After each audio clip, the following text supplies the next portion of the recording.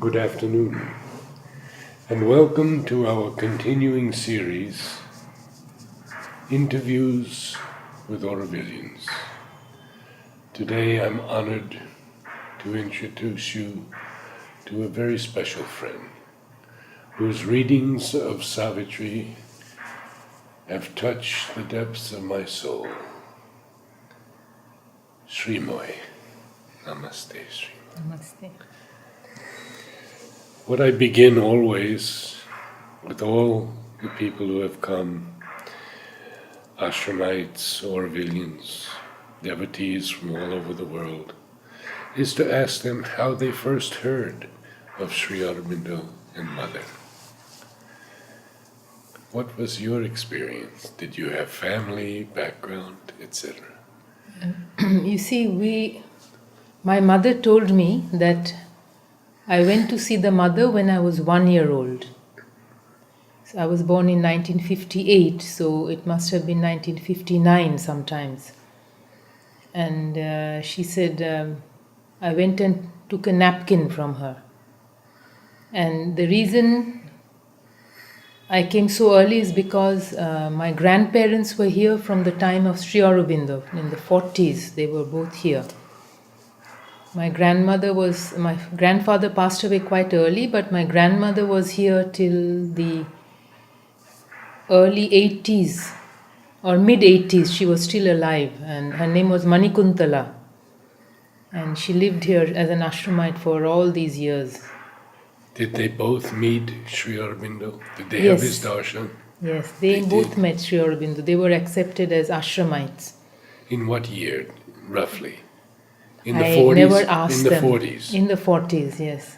And did they tell you anything about their darshans with Sri Aurobindo?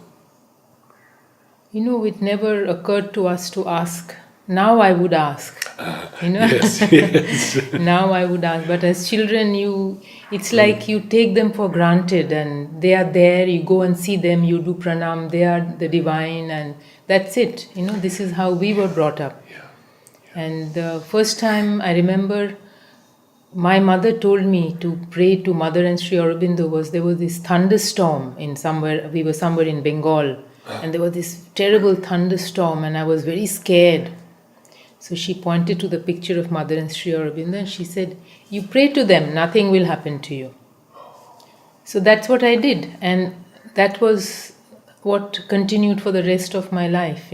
I just prayed to them whenever I was afraid or I needed help, and this was like part of life, and we never questioned it. Did you meet Mother? Yes, I met Mother. What year? So we used to visit Pondicherry from a very early age, and I think we saw the Mother several times, but I particularly remember the last darshan I had of her on my 1972 August. And I had made these two, we used to make something the whole year, like embroider handkerchiefs, or some people would make beautiful saris for her, or gowns or something. So I had made this Radha and Krishna out of stuffed toys. You get the mask of the face of Krishna and of Radha, and you tie it with a ping pong ball behind, and you put some hair, and then you make the body and you dress it up. And there were these two little rabbits, stuffed toys also, which I made. And my teacher Rebadi, who was our crafts teacher, she arranged it all very beautifully on a tray, and I was there, and I went up to the Mother, and I remember coming into her presence, and she was this bent old lady, but something happens to you when you went into her presence, you came to her presence, or you were in her presence. It was very, you were like, how would I put it? You couldn't move. It was so overwhelming, and I was standing there like an idiot, I couldn't move. I was just looking at her, like a zombie. And she was very sweet. She was saying, de poupée, bonne fête, bonne année. She was very sweet. And I kept looking at her like an idiot, And I couldn't move. I was totally awestruck. And I was quite old already at that time. I must have been 14 or something. And then suddenly Champaklalji said, put that tray down. So I sort of jumped out of my stupor, and sort of I came out and she looked at the things and I put it down and I did pranam to her. And I remember her hand going over my head, this feeling of her hand on my head. And so from the age of 14, tell me a bit about your studies. Yes, so we were, my sister came, Joy, she came at the age of 6. Oh. And my brother also came, who's between me and Joy. I'm the youngest. He came after that. Sometimes I don't exactly recall the date. And then I came. I came in 1969. And the story is that mother was asked at least twice whether I could join the ashram school. And I remember the first time she said yes, but they couldn't find a place where I could stay, who would take care of me. So somehow I went back to Calcutta. And in 69, the circumstances were such that my mother herself came over and stayed with all 3 of us, in a house in Pondicherry. The circumstances in Bengal? In my family. In your family? Yeah, in family. But I like to believe that there was something happening in the year 1969. There was like this wave. All the caravans came from Europe, there was something happening. I think, I like to believe that. I believe there was this force which was bringing more of her children to her, and I somehow took advantage of that I wave. absolutely believe it also. Yes, because she asked me to begin the gardens in 1969. I see. Yes. Okay. And I felt that same wave. Same wave, huh? Yeah, that force, that presence that was going to begin Oroville. So where did you go to school then, and your education? So, 69, I came and I for 1 year I couldn't go to school because the school term had started on the 15 December 68, 16 December. So I waited till end of 69, and 16 December 69 I joined school. But in the meantime, I was studying French and English because I was studying in a Bengali medium school in Calcutta. My English wasn't very strong, and I was just very happy. I was very happy to be there. And I remember every time we came, it was a long, tedious journey. We would have 2 nights, 3 days journey by train. Then this 4-hour bus ride. Then you, from the train station, you go to the bus stand. Another higgle with the rickshaw. Then you take the bus and come, and then you get all your luggage off the bus, and you take the rickshaws finally to my grandmother's house. It was long, but finally when we reached Pondicherry, and you just felt so happy, You just felt happy, and everything was so beautiful and so nice. It's not that anything was specially beautiful, but I think it was just entering the mother's atmosphere. As children, we just felt it, and it was a very special place always. So you joined the school in 69? 69, yes. And can you tell us about some of your teachers? Yes, so I was learning French from Jharnadi, and English was with Sudhadi, and my Bengali was to start with, Manjushridi, and then of course there were other teachers the subsequent years, and they were very nice. We loved that class. In fact, even today, some of my best friends are those who joined with me in that class. 1969, A, B, C, D, E, F. We learned the alphabets, and the conjugations, everything we learned. We were very young, and she would every week or every now and then she would do a test, and whoever did the best would get the first seat. And if we had like 10 out of 10, three of us, then she would put us in the alphabetical order, and things like that, just to keep up the spirit. And it was great. It was very nice. And in Calcutta, I remember I had great difficulty with my studies. I was very unhappy, and I was not happy. I was a bit of a dunce, I must say. And I think when children are not happy, they don't learn. And when I came to the ashram, I became much more open, and I felt happy, and I was learning very well everything, and I was not such a dunce. Did you progress then into knowledge and the free Yes. and the free system, or Yes, I was tell in us a bit the. about that, because people are very interested in hearing about the free progress system. I was the whole time in the free progress system. In fact, our section was called the mad section. Just the other day, somebody was reminding me again, oh, you were in the mad section, because we were truly very free. And my teachers were Tarunda, Krishna Bhai, and Shrikant Bhai. They were the three main teachers. And there was also Devi Prasad. And Tarun of the Tarun Tabla, Tabla. yes, the one who played tabla. I was very fond of him, because he had a lot of influence on my life, because Oh. I always say it wasn't my parents who brought me up, it was my teachers who brought me up.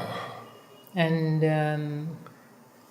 they were there, and in fact, if something had to be done and I was not listening to my mother, she would come and talk to my teacher, and then he would tell me, and then I would do it. It was a bit like that. So Were you old enough to remember Tanmai? yes, Tanmaida was there. Tanmaida section was upstairs. We were downstairs of Tanmaida section. And we had a lot of interaction with Gupi and Tanmaida, and we attended talks, and some of the children from our section went up and did some projects with their, the children of that section, and Oh, it was very nice. I always tell, there is only one place in my past where I want to go back, and that's my school. oh, There's no other place in my past I want to revisit, yes. because you have moved on. But that school was so special, that special atmosphere and that feeling of freedom, and there's so much in front of you to learn, and and that atmosphere, and that happy feeling. Why was your section called the Mad section? Because we were always doing some strange things, like for example, if it was a overcast day, cloudy, and Torunda would say, okay, let's all go out cycling. Instead of staying cooped up in the classroom, let's go somewhere. So we would go out, and sometimes we would toss a coin or something to decide whether to go west, south, or north, and then we would just cycle out. And in those days, there was no traffic, Yes, nothing on the yes, roads. yes. It was very beautiful, and I know. and he used to take botany, so the botany students also used to go out and do some studies, but sometimes it was just an outing, and we would come back by 11:30. We would be back. And did you have any interaction with Kirit? Yes, Kirit Bhai was always there. In fact, in '69 when I came, I went to Kirit Bhai. I don't know, I went all on my own. I was 10 years old. I went to him and told him I didn't speak very good English, and I told him in Hindi, I don't remember, that I want to join the school. So he gave me a form, and then I went home and I filled it out with the help of my mother, I think, or somebody. Then I took it back. He was always very sweet. He was always smiling, And then he said, oh, you must bring now a photo. And then he took the thing, and then I went back with my photo, and he looked at my photo and said, oh, what a nice photo. And he was very sweet, always. Then he took it to the mother, and he came back and said, "Mother said yes, you can join," and that's how it all started. That must have been a special moment for you. Yes, I don't know. I don't specially remember, but I remember doing it all on my own somehow. And my life has been a bit like that. I have done everything a bit on my own, but it's okay. I mean, and he was always there whenever he saw us, wherever he saw us. He always had this bright, beautiful smile for us, full of love. And when he met me after many years, he still remembered me. When he came to Auroville after many, many years, and I called him Joshi Bhai, and then he looked and he said, "Yes, how are you?" And he remembered. What were your major subjects that you loved? So the subjects I studied were English, French, Bengali, literature. These were my main subjects, and I learned a bit of German, I remember, and 1 year I did Italian with Latadi. And so languages and poetry and literature, these were my things, my subjects, my interest. Well, before we get into Auroville, tell me a bit about how Savitri opened to you. I remember Savitri opened to me in when I was in school, in that mad section, Krishna Bhai section, and they showed us one day a slideshow on Savitri Huta's paintings. That's how I was in. But when I was looking and my teacher was explaining, it seemed. I remember feeling, of course, yes, it's like I knew about it already. That was my feeling. I remember very clearly. This one I remember clearly. And feeling that, yes, of course, yes, that's how it is. I don't know what that is. So, and that was my introduction. And then sometimes we went to Golconda and they showed us the pictures of the Huta's paintings, which were kept in a special room in Golconda. And the interesting thing about my school was that, the teachers made us think. They didn't tell us this is this and that is that.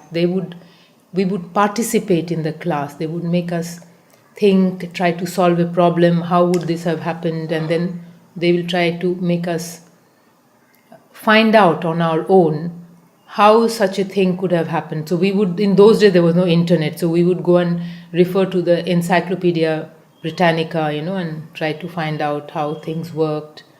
So it was very interesting because of that. Because the classes were very exciting, especially Torunda's class. Oh. Yes, and Krishna Bhai's classes were very beautiful because he introduced us to Mother and Sri Aurobindo. Let's say Mother's works. We were too young to study Sri Aurobindo. Torunda is to tell us a little bit about Sri Aurobindo's works. But with Krishna Bhai, we studied the Entretien, Mother's conversations, because we told him, we don't understand what Mother is saying during the Sunday meditation. We cannot follow her French. So we would study the Entretien in advance, and that's how we got into and it was very interesting. We would sometimes stay over till 12 o'clock, though the school was over at 11:30, we were there till 12, studying, finishing up the Entretien.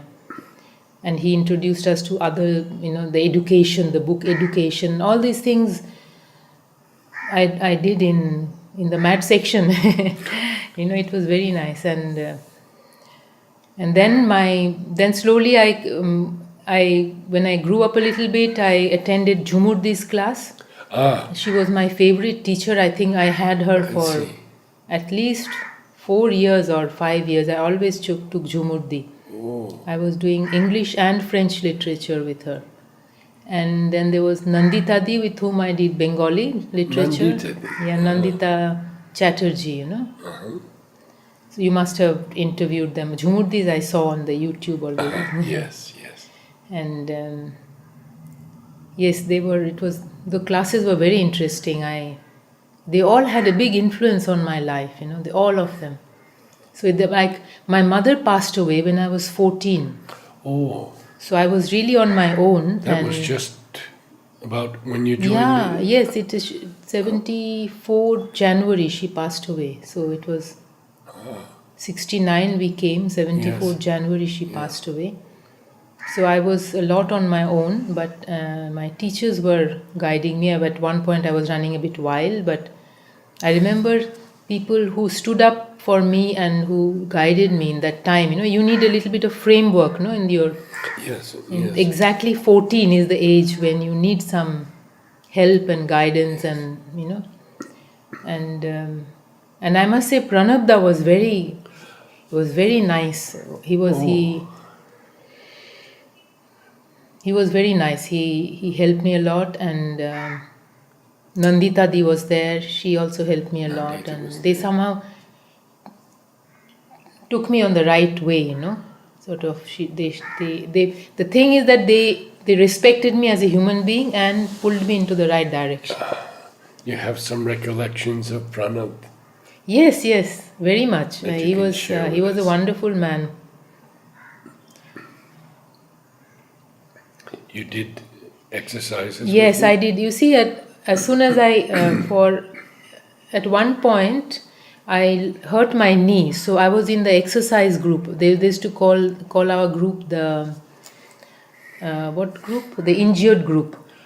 So, and he would take we would do asanas with him, and it was very nice. He would be there, and we would do all his asanas. Then afterwards, we would sit and chat with him, and he had this big bullet. So he used to take one of us every Sunday to wherever we wanted to go. Oh, He gave us the choice. So if somebody wanted to go to Mahabalipuram, he would drive there. And I remember I chose to go to Jinji. And he said, all you have to do is wear full sleeves, take a big hat, bring water. I will take care of everything. So he brought all the food, and he took me to Jinji. He showed me around. He even told me the history, and he had a camera with a tripod. So in those days, you had those the film cameras. film camera which would, you could adjust it and then quickly go and join the person. Right, time release. Yes, I have pictures with Dada, and he would quickly come and stand next to me in Jinji, and he. I've never heard that story before. That's so wonderful. Yeah, that's very nice. Yes. And then many years later, I think 2003 or 2, 3, 4, I don't know when it must have been after 2005 or something. I met him, and he didn't remember me. But I told him you had taken me to Jinji. He didn't recollect at that time. But I felt his tremendous presence of this man, When he sat there, I could feel this. Yes. He was such a powerful man, He was really Yes. something. What direction did your aesthetic life take? Art, music, dance? Yes, and so when I was in school from 69, I still have that notebook. My mother took me to Shobhadi, and I was always learning singing with Shobhadi from the beginning. Till the end, I think I was doing Shobhadi program. You've seen her interviews with me? No, you're not. She's No. asked them to be hidden Really? until she leaves, she said. Okay. Yeah, beautiful interviews. So tell me about her. So she was always this very sweet lady, and we learned so many. All my notebook is full of music from her. Ooh. That songs I learned. I still have that. It's crumbling now, the notebook, but it's my precious. And we did programs with her, chorus. I don't remember doing any solos. I was not such a great singer. But then I also did with Sujata Di. There was another Bengali lady, Sujata, not Sujata Nahar. Right. Somebody else who lives in Kurchikupam. I still see the house is still there. I learned Bengali Tagore songs from her. Oh. Yes. I did not do any dance except Garba with Bharti Ban. Every year I did Garba with Bharti Ban. That was great fun. And theater, I wanted so much to do theater, but I was not one of those fortunate ones to get a good role. I was very big and I was very heavy and I was immature, so I was given some small roles here and there. And once somebody joked that, oh, we'll create a special role of an Amazon woman. So, but then what happened after I finished Knowledge, I was working for 6 years in Mumbai. Oh, And I met Veena Pani there. You know Veena Pani Chawla, who opened Adi Shakti. Now it's a big theatre center. yes, certainly. So within a week of my reaching Bombay, I met her. And when I saw her, I remembered her that I've seen her in the ashram because she used to come to ashram. I didn't know her in the ashram, but I remembered her. And with her, I did theatre. And with her, I did dance. And there in Bombay, I discovered that what I really like to do is dance and theatre. And I was doing some of her productions with her, and I was also working there for 6 years. Yeah. So now you're graduating from Knowledge. You go to Mumbai. How did Oroville happen? So in 1975, my sister Joy, she had finished her Knowledge already 2 years before that, I think, she had finished, and she was an ashramite for a year, and she had chosen to become an ashramite or something like that, and but she left. There was a group of people who left ashram and joined Oroville. To join Oroville, yes. So she was one of them. And already, even before she joined, we used to go to Oroville. We used to go cycle down to some place and early morning, Sunday, and go to utility or some places. We used to roam around. I remember going for midnight meditation on New Year's Eve to the banyan tree with my friend Anandi, Michael Redbeard's daughter, Shanta and Michael. Yes. The younger one. She was a very close friend of mine, and in those days, we just cycled in the night. And we were under the banyan at midnight and we sat there. It was beautiful. And then we cycled back home. I see. Yes. And what about work on the Matrimandir? Did any of you do that? Yes, I did. I did a few times. I went in the school bus with other children, and I did that concreting, whatever they were telling us to do, past the Mamti, stand. Yeah. And we did that a few times. It was. I remember doing that very consciously. I remember telling myself, this is a place, and being able to participate in some way in its construction is a great honor, and I must do it. I told that to myself, and that's why I went to do it. And so how did you finally decide to become an Orovillian? Orovillian, yeah. So in 86, I remember I came back. Even when I left and went to Bombay, I knew that I would come back because I went out because I wanted to know how it is in the world outside. You see, we lived a very secluded, in a rarefied atmosphere which the mother created for us, very beautiful, and we all thrived in it. But you always have this curiosity, what is it, how is it outside? And if you stay on, you have to do the yoga. You don't stay on in the ashram unless you do the yoga. And it's not sincere to just stay on in the ashram and not do the yoga. So I decided, no, I'm not ready to do the yoga. So I went out. But I knew that I will come back. This will be a short term. What did you do in Mumbai? So to start with, I was working in the 5-star hotels, in the front office, because I spoke French. So, but at one point I had enough because they had shifts, so your rhythm gets very disturbed, and it's not such a great job. I found Yeah. it's sort of okay, to start with. It sort of looks very glamorous, Yeah. and all that, but it's run of the mill. And then you have all these shifts and the people. You're I was not very impressed, let's say. So at one point and then I was Vinapani was always there, and she was Ah, doing all this theater and all that, and I loved doing that with her. So at one point I joined what is called the Time and Life books, yes. Time Life Oh, books. yes, I remember them very Yeah, well. you have the series of books. So I took up the agency. Like they called us book advisors, but you're actually an agent. You sell these books to people, and the books were of very good quality, so it was not very difficult to sell them.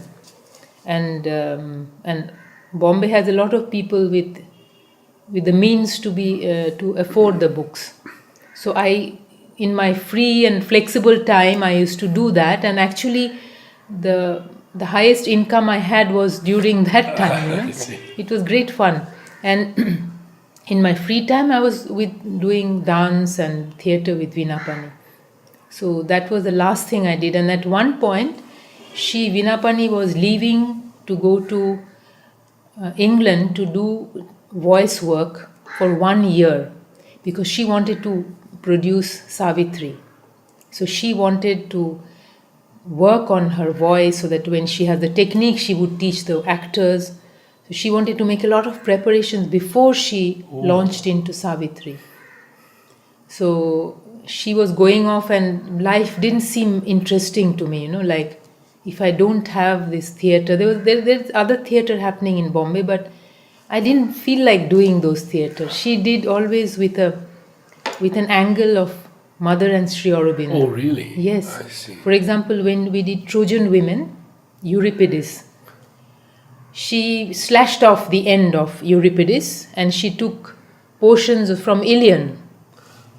So it was great, and then at the end, she used Sunil Das music from Hour of God, right at the end, when the women are, all the men are dead in Troy, and the Greeks come and they're taking all the women away, and Hecuba sort of rises to this height, and then all the lines she says are from Ilion. And then you have in the background Sunil Das music. So it was so nice for me to do plays like this, to work on things like this. And we worked for months on the Chow style, it's a martial dance from Odisha. The whole play was a stylized play. Oh, We never stood. We were always in this Chow posture, this called a Chauka. yes, yes. So I was in the chorus, and everybody except Menelaus, the only man in that whole. There were two. There was the messenger and there was Menelaus. They are the two male characters. Otherwise, it's all women. They stood because they were Greek somehow. It's that mind which comes in. Yes. So she went to study Yeah. voice. Yes, she went to study voice, and then I felt, what do I do in Bombay? I just didn't feel like staying there, so I came back. And when I came back, I was looking for work, and I must tell you this very interesting story. I didn't know, should I go to Auroville, should I stay in the ashram? Go to Auroville, and I was in two minds. I couldn't decide. So I thought, okay, solution. I go to Champak Lalji and I ask him. Whatever he says, I will do it. Oh, So I go and I wait in the corridor, take an appointment, and I wait. And he didn't speak those days. So I remember going and doing pranam to him, and whatever we asked, he would reply with. So I asked him, Champak Lalji, where should I go? I cannot decide. Should I stay in the ashram and work, or should I go to Auroville? So he writes and he gives me.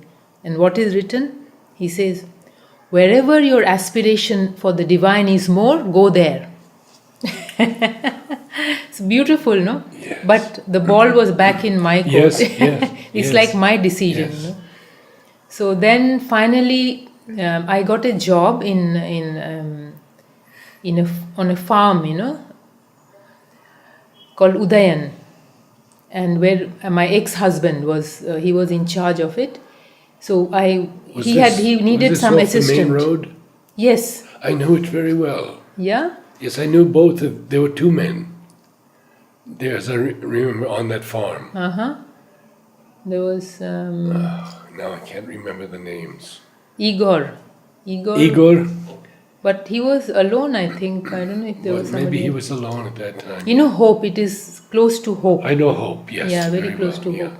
yeah. So he needed an assistant. So I went to work there, and after 1 year, we got married. And then we were living together for 9 years. We had the two daughters. My two daughters are from him, Oh, and they were born and brought up in Auroville. And then at one point, he wanted to go back to Germany, and I wanted to stay on in Auroville. So I stayed on, and I moved to Samasti, which is more central. And so I sort of moving to Samasti was plunging into Auroville, yes. and I felt that With is your when with your daughters? with my daughters. Oh, how old were they then? One was 6 and the other one was 2.5. Yeah, and I feel it was then that I really became an Aurovillian, and before that I was sort of in a limbo, Yes. neither in Auroville nor in ashram kind of thing. So, Well, I want to take a break for Okay. a few minutes, All right. and we'll continue.